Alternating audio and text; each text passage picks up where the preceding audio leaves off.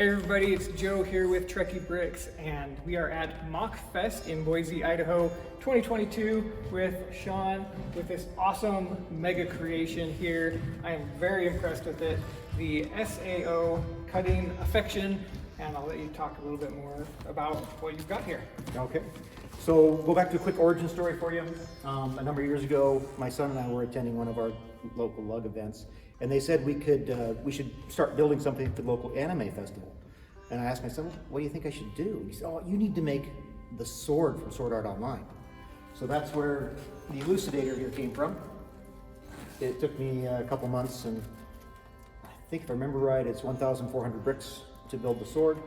And it was very important to me that it not just look good, but be usable. So yeah, as you're talking about, like, let's build a sword, to me, I'd be like, okay, a little sword, have some fun with it. So that's really impressive that you built a sword. May as well make it life size if you're gonna do it, right?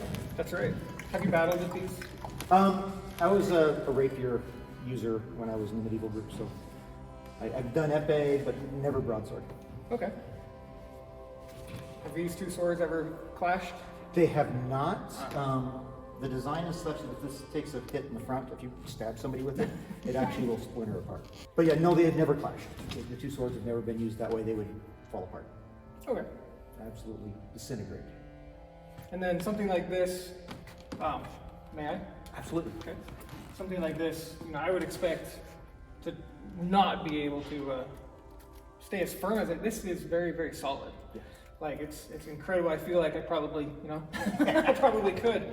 So, what went into being able to make that keep from sagging? Okay.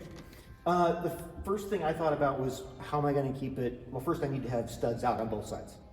So I had to double the snot technique on, well, actually quadruple it, because I need studs out on all four sides. Because I need something to run the edge on, and I need something to run the facade on both sides on. So what I ended up doing is playing around for a while, and I came up with a technique, maybe not original, but it's the one I used. And we can walk a little closer to show it if you'd like. You want to let me know where it looks good, but I'm going to hold some parts to you. Sure. So underneath, get really deep here. I'm just impressed that it's not like folding in the middle right now. Well, the parts that hold it together are the plates on either side. That holds everything together. But it's alternating 2x bricks. So this one uses 2x6s. Asana's sword uses 2x3s to make it narrower. And then use brackets on the side. So there's a bracket up from the top and down from the bottom. And I am going to orient this a little different for this removal, if I can. I'm just going to throw bricks all over the floor. Okay, so you can see the alternating brackets there, and then plates just hold them all together. Those plates are probably 90% of the strength of the build. Very impressive. And the one fire. And then after that, it was just trying to get the shaping right. This is very interesting mesh of all kinds of things. But I wanted to build that classic shape of the elucidator.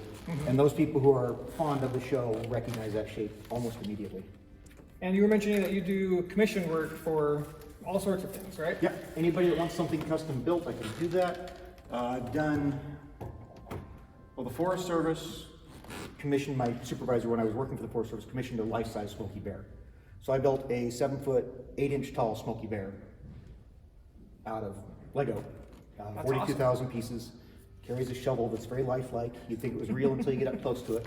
But if people are interested in something custom, niche artwork, I'll put the whatever it may be, here. yep. I'll overlay it. You can contact me, and the information's right there. That's right. So thank you so much. My pleasure. Thank you.